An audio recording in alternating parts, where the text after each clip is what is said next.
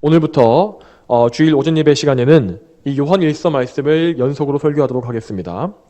자, 이 요한일서는 그 저자의 이름이 기록되어 있지는 않습니다. 이 책에 기록되어 있지 않지만은 이 제목대로 사도 요한이 쓴 것이 확실합니다. 자, 그 이유는 이 사도들 이후에 교회를 지도했던 교부들이 모두 다 한결같이 이 편지를 사도 요한의 것이라고 증언하고 있기 때문이고, 또한 요한일서의 내용과 이 핵심 주제, 그리고 이 글의 문체 등이 모두 요한의 다른 저작이 확실한 요한복음과 동일하기 때문입니다. 또한 이 요한일서는 어떤 이 특정한 수신자가 없이 많은 교회들에게 한꺼번에 보내져서 돌아가면서 읽게 하였던 편지입니다. 그래서 이 편지는 신약의 서신서들을 나누는 기준 중에서 말하자면은 일반 서신, 혹은 공동 서신이라고 불리는 그런 분류로 나뉜다는 것을 알고 계시면 되겠습니다. 자, 본격적으로 본문을 강의하기에 앞서서 요한일서가 기록되었던 배경에 대해서 간략하게 설명드리도록 하겠습니다. 자, 요한 사도는 다른 모든 사도들이 다 순교한 후에도 오랫동안 살아남아서 성도들을 또 목양했고 목회했고 또 이렇게 하나님의 영감으로 성경을 기록하는 일들을 계속했습니다. 자, 사도 요한이 처음으로 기록했던 이 성경책은 바로 요한복음입니다. 자, 이 요한복음은 마태, 마가, 누가 이 세 권의 공간복음, 이 같은 관점에서 쓰여진 공간복음에 나오지 않는 내용들을 보충해주고 또 예수님의 지상사역에 대한 기록을 총정리하고 마무리하는 매우 중요한 책입니다. 인간적으로 봤을 때도 이 책은 매우 큰 걸작입니다. 자, 사도 요한은 이 요한복음을 기록할 당시에도 이미 연로한 노인이었습니다. 하지만 그는 사역에서 은퇴하거나 쉬지 않았습니다. 자, 남아있는 교회 그리고 교회와 성도들에 대한 사명을 그는 죽을 때까지 끝까지 잘 감당했습니다. 자, 그리고 나서 몇 년이 흘러서 이 요한일서라는 책을 이 편지를 기록하게 될 때 요한의 나이는 이미 그 나이가 90세 전후가 되었던 아주 연로한 노인의 그런 나이였습니다. 자, 당시에 그는 이 로마 제국의 소아시아 지역 중에서도 이 서쪽 해안에 위치한 에베소라는 도시에 있는 에베소 교회에서 목회하고 있었습니다. 자, 당시 교회의 상황을 잠시 살펴보면 예루살렘에서 이 첫 교회가 세워진 이래로 자, 5, 60년의 이 세월이 흘러서 이미 로마 제국 전역에 교회가 퍼져나간 상태였습니다. 그러니까 바울 사도와 같은 그런 열심히 있는 사도들의 그런 사역을 통해서 이미 그는 이제 죽었지만 그를 통해서 세워진 그런 이 사역지와 그런 교회들이 많아진 상태였습니다. 이때에는 비록 소수였지만 심지어 로마 제국의 귀족들과 황실까지도 이 소수의 그리스도인들이 생겨난 상황이었습니다. 그렇지만 여전히 교회의 대다수 성도들은 가난한 사람들, 취약계층, 소위 말하는 그런 사람들이고 또 노예들이 대부분이었습니다. 당연히 그렇기 때문에 교회는 여전히 약했습니다. 어떤 권력과 세상의 어떤 그런 힘을 가지지 못했습니다. 자, 그리고 더욱이 당시에 집권했던 황제가 스스로를 신이라고 칭하면서 또 자신을 황제 숭배할 것을 강요했던 폭군 이 도미티아누스였기 때문에 교회는 또다시 큰 박해에 직면하게 되었습니다. 자, 이전 시대에 있었던 이 또 다른 폭군이었던 네로의 박해 때에도 교회는 또 큰 어려움을 겪었지만 그때의 박해는, 네로 당시의 박해는 주로 로마시와 그 주변에서만 이루어졌던 것이었습니다. 그러나 도미티아누스는 범위를 더 넓혀서 소아시아 지역의 교회, 로마 전역의 교회들을 다 박해하기 시작했고, 자, 수많은 성도들이 처형당하거나 끌려가서 고문당하고 또 유배당해서 강제노역에 시달리기도 했습니다. 실제로 이 편지가 쓰여진 지 몇 년 후에 이 요한 사도 역시 연로한 나이에 반모섬이라는 곳으로 유배를 가서 거기서 강제노역을 했다고 또 기록되어 있습니다. 자, 여기에 더해서 교회는 또 하나의 큰 어려움에 직면해 있었습니다. 자, 교회 안에 거짓 교사가 몰래 스며들어와서 복음이 아닌 거짓 교리를 전하기 시작한 것이었습니다. 자, 심지어 이 거짓 교사들의 속아 넘어간 다수의 신자들이 교회에서 집단으로 빠져나가는 일까지 벌어졌습니다. 자, 요한일서의 내용을 잘 살펴보면 그들이 전했던 거짓 교리가 영지주의라는 것을 알 수 있습니다. 자, 이 영지주의에 대해서 잠시 말씀드리면, 자, 그들이 전성기를 구가하면서 본격적으로 성행하기 시작했던 시기는 2세기였습니다. 그래서 요한일서가 처음 기록되었던 1세기 말에는 이때에는 전성기는 아니었고 전영지주의라는 초기의 형태를 띠고 있었습니다. 그렇지만 초창기에 비교적 영향력이 적은 이런 상황에서도 영지주의는 이미 교회에 심각한 위협이 될 만큼 그런 아주 무서운 이단이었습니다. 자, 이 영지주의는 원래 그 원어는 지식을 의미하는 헬라어 그노시스라는 말에서 유래한 것입니다. 자, 그 말에서 알 수 있듯이 이것은 성경이 아니라 그리스 철학, 이방 종교에서 유래한 그런 사상입니다. 자, 그들은 육신을 포함해서 모든 물질, 눈에 보이는 물질을 무조건 악한 것이라고 보고 눈에 보이지 않는 영적인 것이 선한 것이다 라고 그렇게 주장했습니다. 그러한 그들의 사상과 교리 때문에 그들은 하나님이신 예수님이 악한 육신, 이 물질인 육신을 가질 수가 없다. 어떻게 하나님이 그런 더러운 것을 가질 수 있느냐라고 주장하면서 예수님의 성육신, 예수님께서 몸을 입고 이 세상에 오신 것을 부정했습니다. 그래서 그들은 어떻게 했느냐? 그래서 그들은 예수님께서 33년간 이 땅에 사신 그것에 대해서 단지 예수님께서 몸을 가지신 것처럼 보였을 뿐이고 또한 예수님의 십자가 역시 예수님이 십자가에 달린 것처럼 보였을 뿐이라고 그렇게 말을 했습니다. 정말 어리석고 어처구니없는 말이지만 이런 말들이 정말 통했습니다. 또한 그들은 영적인 것들은 선하다고 여겼기 때문에 또 그들의 영혼 안에 어떤 신적인 빛이 존재한다고 그렇게 생각했습니다. 그래서 그들의 그 빛, 원래 갖고 있는 그 빛을 가지고 하나님을 알 수 있다고 그들은 주장했습니다. 자, 이런 생각에 따르면 죄의 회개도 필요 없고 자기가 선하기 때문에 자기가 선한 것을 갖고 있기 때문에 오직 자기 힘으로 신비로운 지혜를 깨닫기만 하면 그만이었습니다. 육체의 악한 이 육체의 감옥에 갇혀 있는 영혼을 해방시키고 그 영혼이 깨달음으로 말미암아서 구원받는 것, 그것이 바로 영지주의입니다. 그들은 지식을 깨달은 자들, 그런 자신들은 신비한 지식을 소유한 특권층으로 여기고 그렇지 못한 자들은 지식을 가지지 못한 천한 자들로 그렇게 멸시했습니다. 이러한 심각한 이단이 교회에 퍼져나가자 요한 사도는 그것을 가만히 두고 볼 수가 없었던 것입니다. 자, 여러분, 이렇게 이 당시 교회가 처했던 두 가지 심각한 상황, 첫 번째는 로마 황제의 박해, 그리고 영지주의 이단, 이 두 가지를 염두에 두시면서 말씀을 들으시기 바랍니다. 자, 1절을 다시 보겠습니다. 1절에 자, 생명의 말씀에 관하여 말하자면 그것은 태초로부터 있었고 우리가 들었으며 우리의 눈으로 보았고 우리가 주목하였고 우리의 손으로 만져보았다 라고 되어 있습니다. 자, 요한일서의 시작 부분을 보면 이 편지가 이 당시의 일반적인 편지글들, 이 로마 그리스 이 문화권에서 전형적인 편지글들의 그런 형식을 따르지 않았다는 것을 알 수 있습니다. 자, 바울이나 베드로의 편지를 보면은 그 형식을 따르고 있는 것을 볼 수 있습니다. 특히 바울의 편지 같은 경우에는 정말 기승전결, 처음에 인사말과 서론, 그리고 본론, 결론 이런 순서가 확실하게 드러나고 있는 것을 볼 수 있습니다. 그런데 요한은 이 편지에서 그런 것들을 모두 생략해버립니다. 또한 요한은 여기에서도 요한복음과 똑같이 자신의 이름을 드러내지 않고 있습니다. 이 편지를 쓴 사람이 누군지를 쓰지 않고 있는 것입니다. 이것은 자신을 드러내기를 극도로 꺼려하는 요한의 개인적인 성향 때문에 그런 것이기도 하고 또한 대신에 그는 요한복음에서 동일하게 여기에서도 예수님이 누구신지를 말하면서 자신을 드러내기보다는 예수님이 누구신지를 먼저 말하면서 편지를 시작하는 것을 볼 수 있습니다. 자, 이 편지와 똑같이 요한일서와 똑같이 요한복음 1장 1절에도 이렇게 나와 있습니다. 비슷하게 태초에 말씀이 계셨다. 그 말씀이 하나님과 함께 계셨으니 그 말씀은 하나님이셨다. 자, 이렇게 되어 있는 것을 볼 수 있습니다. 또한 여러분, 자, 보통 연세가 사람이 나이가 90대 정도에 이르게 되면은 아무리 이 성격이 급하던 분들도 행동과 말이 느려지고 또 아무리 젊었을 때 혈기왕성했던 분들도 모든 면에서 힘이 빠지고 차분해지시지 않습니까? 자, 그런데 물론 이 요한 역시도 그러했겠지만은 이 90대에 접어든 노년의 요한은 예수님을 증거하는 일에서 있어서만큼은 마치 20대의 청년과 같이 정말 신속하고도 열정적으로 그것을 임하는 것을 볼 수 있습니다. 그는 목회자로서 또한 예수님의 일꾼으로서 이단에 미혹당하고 있는 교회에 대해서 근심하고 걱정하는 그런 조급한 마음이 넘쳐난 것입니다.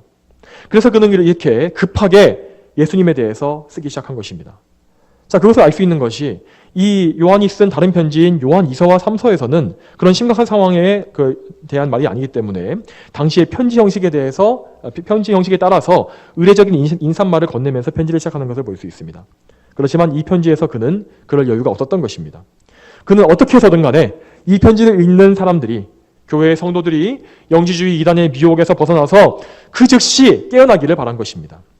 그래서 그는 곧장 예수님에 대해서 성경적인 교리를 증언하면서 이단의 교리를 또 파헤치면서 또 배격하고 있는 것입니다.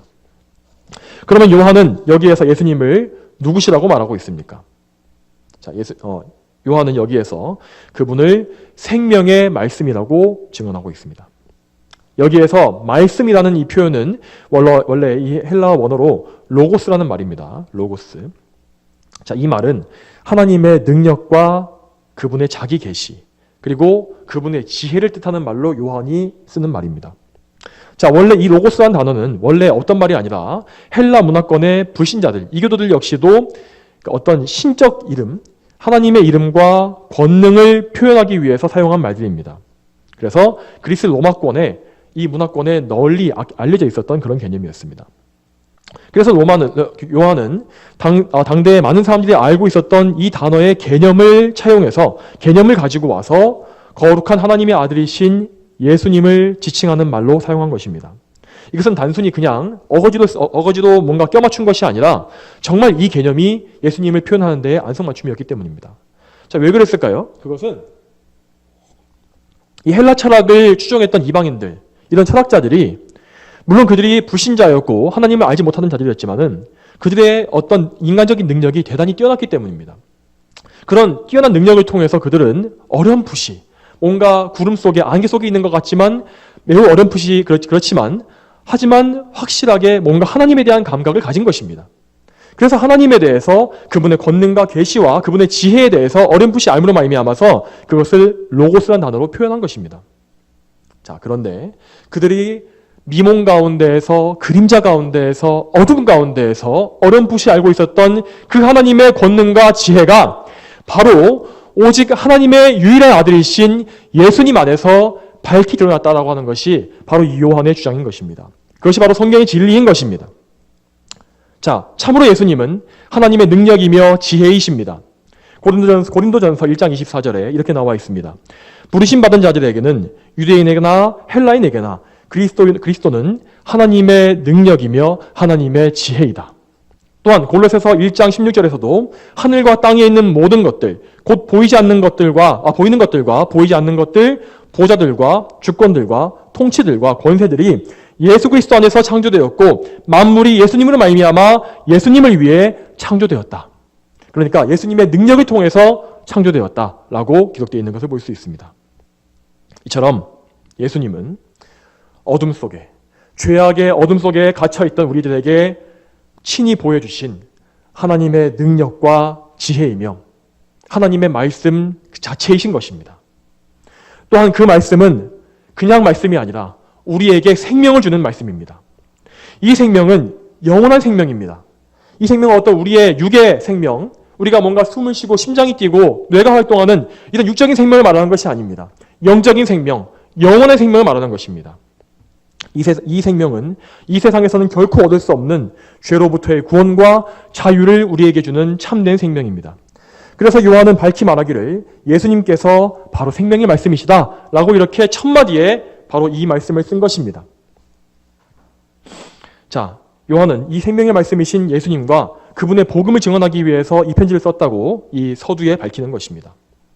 자, 그렇다면 요한은 어떻게 예수님을 증언할 수 있었던 것일까요?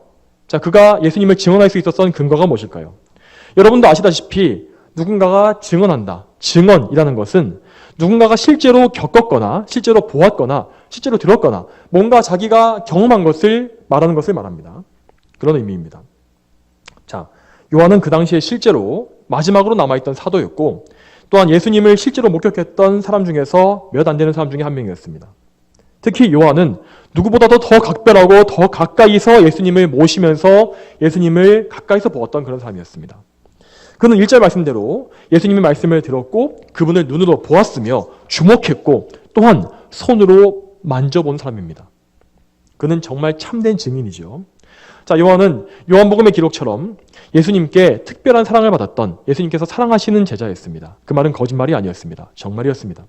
그는 예수님께서 가장 중요한 일이 있을 때마다 꼭 따로 불러서 데리고 가셨던 세 명의 제자들, 베드로와 야고보, 그 외에 또 요한, 이렇게 세 명 중에 한 명이었습니다. 그래서 요한은 더욱더 특별한 증인이 될 수 있었던 것입니다.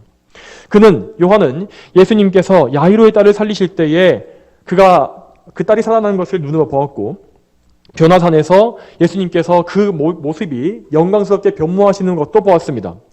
또한 마지막 6월절 만찬 자리에서 예수님의 가슴에 품에 안겨 있었고, 또 겟세마네 동산에서 그 세 명을 또 따로 불러서 또 따로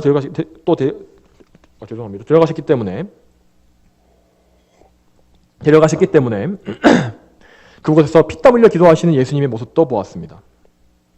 또 예수님의 십자가 아래에서 마리아를 어머니로 모시라는 예수님의 명령을 또 들었고, 또 그분의 십자가 위에서 말씀하신 모든 말씀을 다 들었고, 숨을 거두신 예수님의 그 창에 찔린 옆구리에서 우리를 깨끗하게 하시고 죄를 씻으시는 물과 피가 쏟아지는 것도 그가 다 보았습니다. 또한 그는 예수님의 비어있는 무덤을 보았습니다. 부활하신 예수님의 손과 발과 옆구리를 보고 또 만져봤던 사람이었습니다. 여러분, 교회에 거짓 복음이 확산되고 사람들이 흔들리고 떠나가는 그런 위기의 시대에 이 사도 요한만큼 그리스도를 확실하게 증언할 수 있는 증인이 또 있었겠습니까? 또한 지금 우리에게도 이 요한만큼 확실한 증인이 있을 수가 있겠습니까? 하나님 말씀인 이 요한 1서의 말씀은 지금도 살아있어서 지금도 우리에게 이렇게 확실하게 예수님에 대해서 증언하고 있습니다. 자, 그러면 그는 왜 자신이 예수님을 직접 보고 듣고 만졌다고 예수님의 육신에 대해서 그렇게 예수님의 외양에 대해서 외적인 모습에 대해서 확실하게 증언하고 있는 것일까요? 그것은 앞서서 말했던 영지주의 이단 때문입니다. 앞서 말했듯이 영지주의 이단들은 우리와 똑같은 육신을 입으시고 이 땅에 오신 예수님의 성육신을 부정해버리고 예수님의 몸이 십자가에 못 박혀서 우리 죄를 대속하신 것, 우리의 몸도 역시 구속하신 그것을 부정하는 사악한 이단이었기 때문에 그들을 배격하면서 공격하면서 방어하면서 요한은 이렇게 말하고 있는 것입니다. 이어서 2절 말씀에 요한은 1절에서 이미 말했던 것들을 다시 반복하면서 거기에 살을 덧붙여서 다시금 강조하고 있습니다. 2절 말씀을 다시 보겠습니다. 2절 말씀에 그 생명이 나타났다. 그래서 우리는 아버지와 함께 계시다가 우리에게 나타나신 그 영원한 생명을 보았고 너희에게 증언하며 전하고 있다 라고 되어 있습니다. 하나님께서는 생명의 말씀이신 예수님을 그저 소수만 볼 수 있도록 꽁꽁 숨겨놓으신 것이 아니라 모두에게 나타내 보여주셨습니다. 반대로 영지주의자들은 진리를 정말 온갖 신비한 것, 어떤 특권층만 가질 수 있는 신비한 고대의 비기다 이렇게 말했습니다. 그러나 하나님께서 주신 영원한 생명은 우리에게 밝히 나타났는데 그것이 바로 이 땅에 육신을 입고 내려오신 예수님이십니다.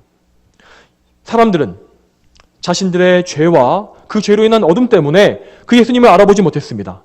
예수님 안에 있는 정말 신비한 빛과 하나님의 영광을 보지 못했습니다.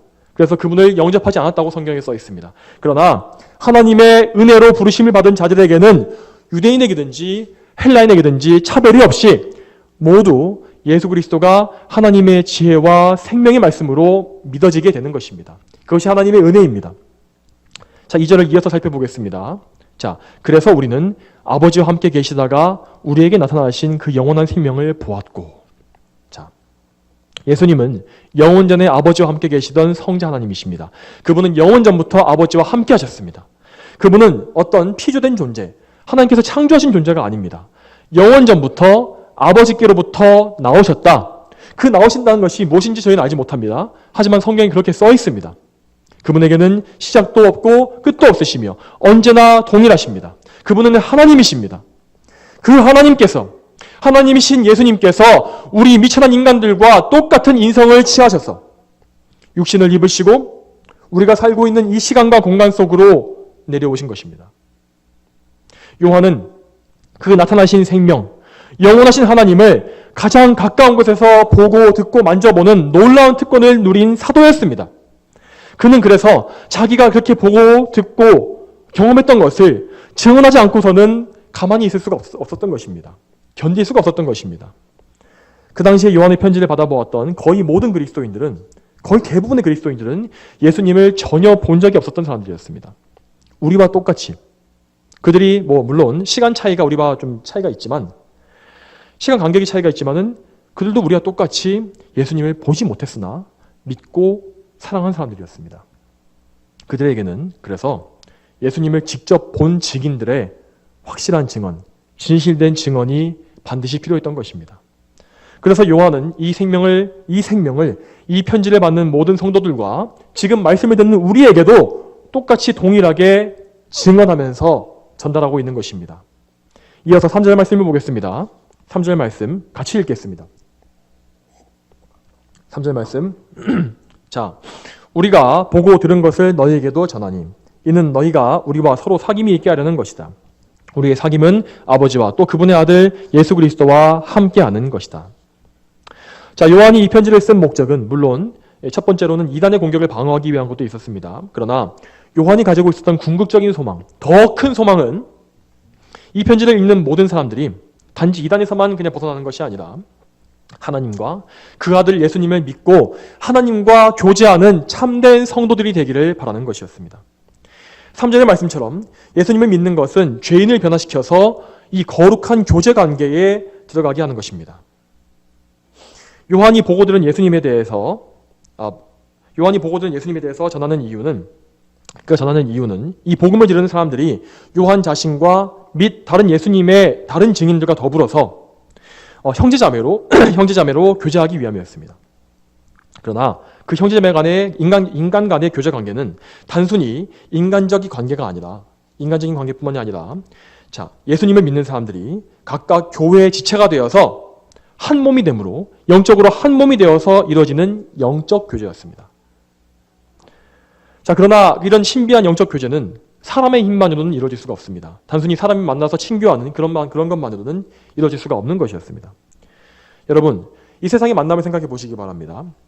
죄인들끼리 만난 모임은 당분간은 뭔가 평화로워 보일 수 있습니다. 그러나 절대 그 평화와 친교가 영원할 수가 없는 것입니다. 시기와 다툼과 불화가 생겨나기 마련입니다. 심지어는 가족 간에도 그렇습니다. 또한 별 문제가 없이 원만한 교제를 가지는 사람들이라 할지라도 결국에는 그 관계가 영원할 수 없는 것을 볼 수 있습니다. 결국에는 죽음이 그들의 관계를 깨뜨리고 맙니다. 여러분, 그러므로 모든 사람은 그림자와 같습니다. 모든 관계는 그림자와 같습니다. 가장 친밀하고 아끼는 아들, 딸, 자녀들, 그리고 자신의 아내나 남편, 부모, 형제라 할지라도 결국 언젠가 우리 곁을 떠나면 또 떠나게 되고 우리도 그들 곁을 떠나야만 합니다. 그러나 그 관계가 더 큰 관계로 확장되어서 영원하게 이어질 수 있는 방법이 있습니다. 그것은 우리 모두가 하나님 안에서 또한 하나님의 아들 구원자 예수님 안에 거하는 그것입니다. 요한은 3절 후반부에 말하기를 우리의 사귐은 아버지와 또 그분의 아들 예수 그리스도와 함께하는 것이다 라고 했습니다. 이처럼 교회 안의 형제자매들과의 사귐은 단지 인간 대 인간의 만남과 사귐이 아니라 아버지와 그분의 아들 예수 그리스도와 함께하는 사귐입니다. 형제자매 사이에, 그 형제들, 지체들 사이에 우리 주 예수님께서 함께 하시는 것입니다. 아버지께서 아들 예수님을 보내주심으로써 그분과 원수였던 죄인들을 그분과의 교제 속으로 불러주셨습니다. 그러면 부름받은 죄인들은 그리스도 안으로 들어와 살게 되고 그리스도와 연합하게 되고 그리스도로부터 새 생명을 얻습니다. 또한 동일한 부름을 받아서 생명을 얻은 다른 형제자매들과 같이 다른 교회의 지체들과 같이 예수님을 통한 교제를 누리게 되고 그리스도의 몸인 교회의 지체로서 머리이신 예수님을 섬기는 삶을 살게 되는 것입니다. 자, 이 교제는 물론 비록 이 땅에서는 죽음으로써 끝을 맺습니다. 하지만 저 천국에 들어가서 더 완전한 상태로 변화되게 되는 것입니다. 영원히 지속되는 것입니다. 자, 물론 이 땅의 교회 안에서는 거듭난 성도 간에조차도 다툼과 불화가 있습니다. 그러나 천국에서는 영원한 화평이 있습니다. 다툼이 없습니다. 시기와 질투가 없습니다. 영광스러운 하나님의 임재 가운데 부활의 몸을 가지신 예수님을 직접 눈으로 보고 그분과 함께하며 모든 성도들과 영원히 함께 사랑하며 교제하며 살게 되는 것입니다. 자, 이어서 마지막 4절을 보겠습니다. 4절 말씀. 우리가 이것을 쓰는 것은 우리의 기쁨이 충만하게 하려는 것이다. 자, 요한 사도는 이 편지를 쓰는 또 다른 이유가 기쁨이 충만하게 하려는 것이라고 말합니다. 자, 이 기쁨이라는 목적, 기쁨이라는 이 목적이 하나님과의 사귐이라는 목적 다음에 오는 것을 한번 보시기 바랍니다. 그러므로 이 말씀은 하나님과 그 아들 예수님과의 사귐이, 그 사귐이 우리에게 기쁨을 준다, 기쁨을 충만케 한다라는 의미입니다. 이 기쁨은 이 세상이 줄 수 없는 기쁨입니다. 끝나지 않는 기쁨이고 또한 충만한 기쁨입니다. 여기에서 충만이라는 단어, 이 충만이라는 단어는 가득하게 하다, 풍성하게 하다는 의미도 있습니다. 하지만 완성하다, 완벽하게 하다는 뜻도 가지고 있습니다. 여러분, 이처럼 예수님을 믿는 것은 이 땅에서도 완벽한 충만한 기쁨을 주지만 또 이것이 장차 완전하게 완성되어서 완벽한 충만을 이룰 날이 곧 오게 된다는 것입니다. 여러분, 반대로 이 세상의 기쁨은 어떻습니까? 반대로 이 세상의 기쁨은 어딘가 비어있고 허전하고 아무리 채우려고 해도 다 채워지지 않는 불만족스러움과 공허함이 항상 존재합니다. 마치 밑 빠진 독에 물을 붓는 것처럼 아무리 기쁨을 추구해봐도 영원히 완전한 기쁨을 누릴 수가 없는 것입니다. 이 세상 사람들이 왜 그렇게도 즐거움을 찾는 것입니까? 왜 그렇게 자주 즐거움을 찾고 갈구하는 것입니까? 왜 하나의 즐거움이 끝나게 되면 또 다른 즐거움을 또 찾는 것일까요? 그것은 이 세상에는 결코 완전한 즐거움도 없고 영원한 기쁨이 없기 때문입니다. 자, 요즘 유행하는 말로 정말 유용하거나 만족스러운 물건이나 가게, 음식 등을 뭔가 경험했을 때 인생 뭐뭐 이렇게 말하는 것이 있습니다. 인생 맛집, 인생 떡볶이 이런 말을 많이 하죠. 자, 일생 내내 즐겨도, 이 말이 일생 내내 아무리 즐겨도 질리지 않을 만큼 좋다라는 의미가 될 것입니다. 그런데 여러분, 정말 그럴까요? 정말 그것이 일생 내내 즐겨도 질리지 않을까요? 아무리 맛있는 음식이라도 매일 먹으면, 아니 매일이 아니라 이틀만 연속으로 먹어도 질리게 마련이고, 아무리 좋은 물건도 처음 샀을 때의 즐거움은 단 하루도 가지 못합니다. 우리가 살 수 있는 가장 비싼 재화가 집이나 땅이나 자동차 같은 것들인데, 이런 것들도 한 달, 길면 1년 지나고 나면 또 더 좋은 것이 눈에 들어오고 더 좋은 것을 찾게 됩니다. 사람들이 다 그렇습니다. 이것들이 죄인들의 인생입니다, 여러분. 그러나 하나님께서 우리에게 주시는 기쁨은 다릅니다. 이 세상 것과는 아예 비교조차 거부하는 그런 놀라운 기쁨과 즐거움을 우리에게 주는 것입니다. 오직 하나님 안에서만 인간은 기쁨과 평안을 누릴 수 있습니다. 그 기쁨과 평안은 이 땅에 사는 동안에도 무척 흡족하고 세상과 비교할 수 없는 좋은 것들을 우리에게 줍니다. 하지만 이 기쁨의 놀라운 점은 이 기쁨이 갈수록 더욱더 커진다는 것에 있습니다. 그냥 머물러 있는 것이 아니라 점점 더 인생을 살며 세월이 갈수록 성도의 마음속에서 이 기쁨은 점점 더 커져갑니다. 육체는 시들어가고 세상은 지나가지만 우리의 기쁨은 더 커져가는 것입니다. 그리고 우리가 마침내에 죽음으로써 영화되었을 때 이 기쁨은 충만해집니다. 완전해지는 것입니다. 사도 요한은 이 즐거움을 증인인 자신뿐만 아니라 또한 모든 이들이 다 누리게 되기를 바랬습니다. 그래서 그는 우리가 이것을 쓰는 것은 우리의 기쁨이 충만하게 되려는 것이다 라고 쓴 것입니다. 성도 여러분, 오늘 우리가 읽은 요한일서의 서원, 이 서원 1절에서부터 4절까지의 서원 부분에서 요한 사도는 이 편지를 쓴 목적을 여러 가지로 밝히고 있습니다. 그는 교회에 침투하는 영지주의 이단을 배격하기 위해서 그리스도 예수님의 성신에 대해서 밝힌다고 이렇게 말했습니다. 그런데 2000년 전에 초대교회에서 성행했던 이 영지주의가 지금 우리와 무슨 관계가 있는 것일까요? 대체 이 옛날 이단이 지금의 어떤 영향을 준단 말입니까? 영지주의가 치명적인 가장 큰 이유는 다른 것이 아니라 죄인이 자기 내면에서, 자기 안에서 뭔가를 찾도록 만드는 게 있었습니다.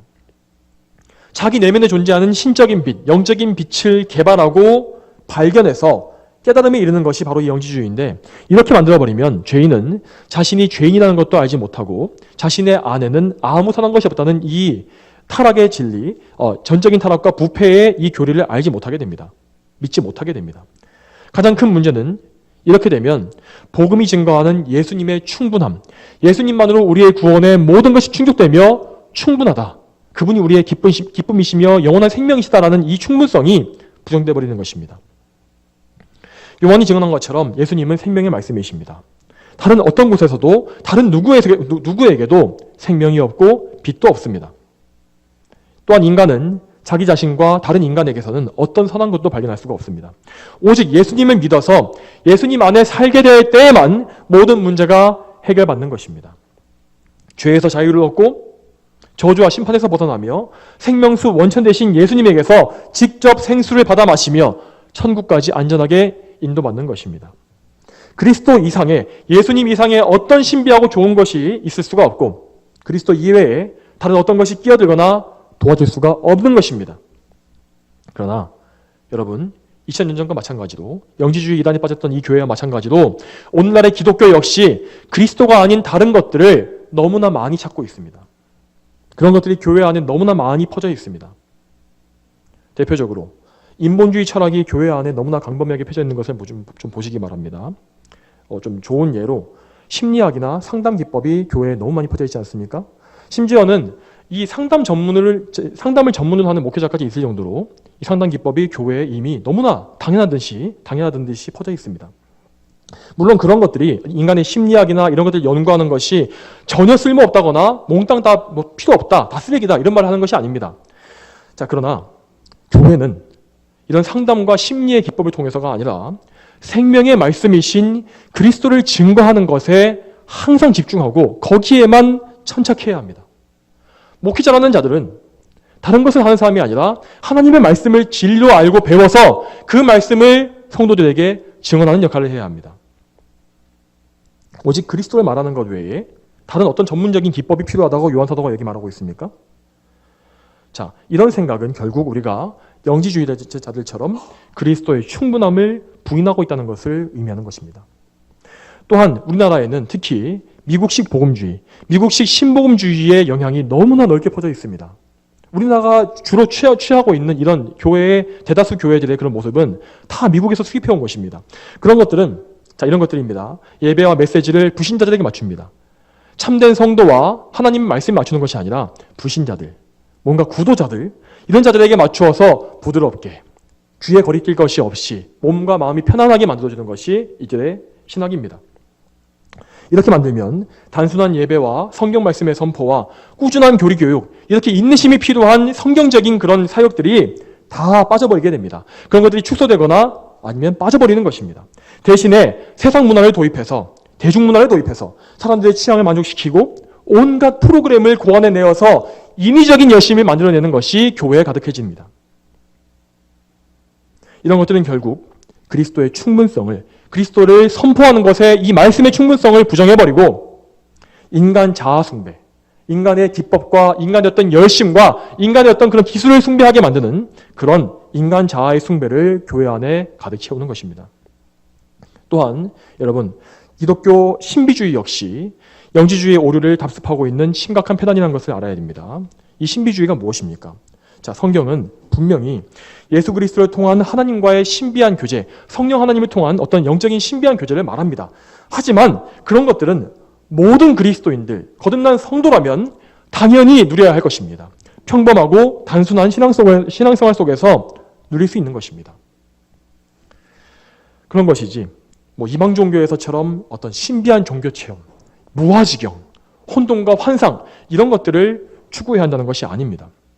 그러나 오늘날 교회에는 너무나 많은 신비주의적 요소들이 들어가 있습니다. 어떤 단순한 복음과 인내를 요구하는 신학교육 그리고 교리교육에 대한 그런 열심이 또 사라지고 그것의 효과가 너무나 뭔가 미미해 보이기 때문에 되게 신비하고 놀라운 것을 찾는 것입니다.